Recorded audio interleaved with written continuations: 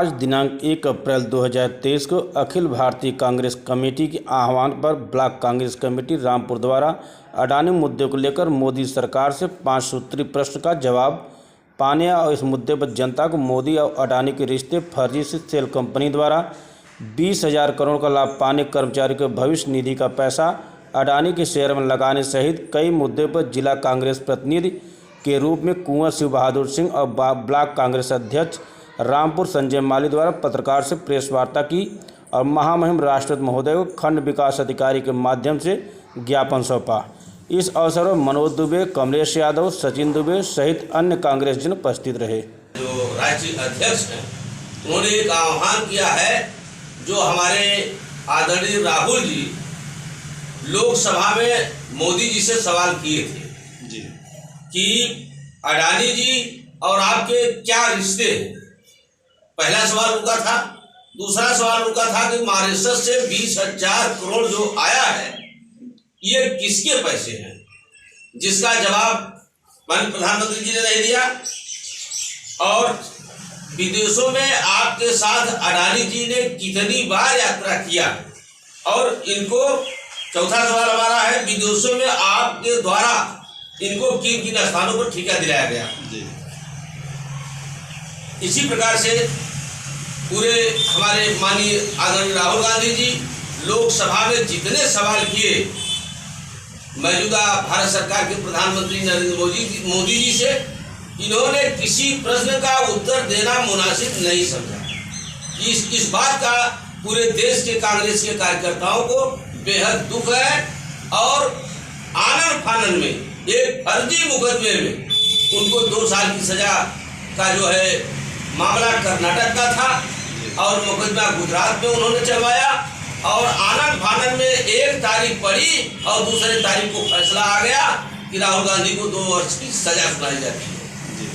और जिसको 24 घंटा नहीं 26 घंटे के अंदर आदरणीय लोकसभा अध्यक्ष महोदय ने उनका जो है संसदीय जो है भंग करके कहा कि आप अब सांसद नहीं रहेंगे। और फिर उसके 20 घंटे बाद उन्होंने दूसरी नोटिस जारी कर दिया कि आप जो सरकारी बंगले में रहते हैं आज के बाद 22 तारीख को इस बंगले को आप खाली कर दें।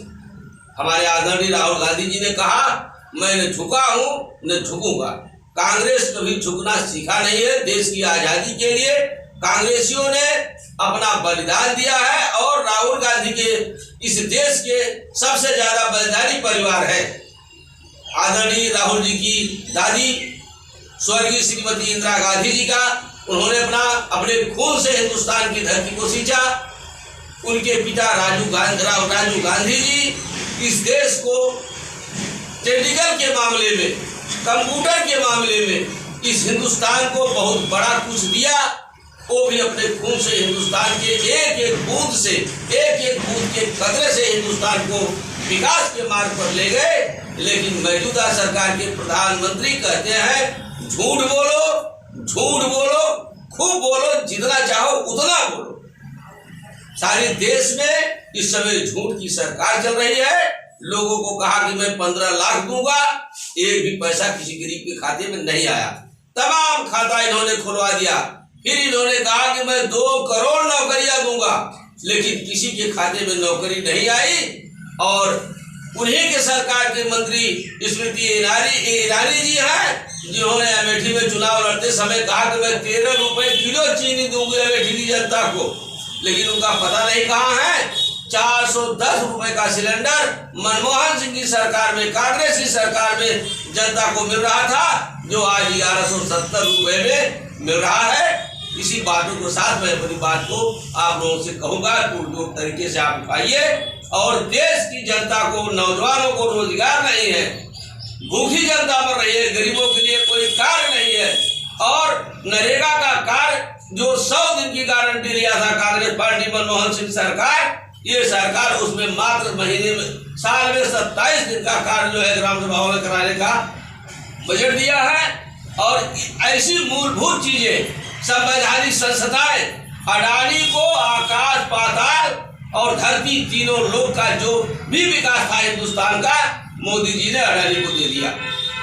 पाताल में कोयला, आकाश में हवाई जहाज, और धरती पर रेलवे, कल कारखाने, फैक्ट्री, संवैधानिक संस्थाएं जितनी भी थी सरकारी संपत्ति, ये सब उन्होंने अडानी के नाम कर दिया, देश को तबाह कर दिया। गरीबों का जो नमक और आटा, तेल, प्याज है उस पर उन्होंने जीएसटी लगाकर गरीबों के मुंह का निवाला छीन लिया। इसी शब्दों के साथ मैं अपनी वाणी को विराम देता हूँ। जय हिंद, जय भारत, जय कांग्रेस।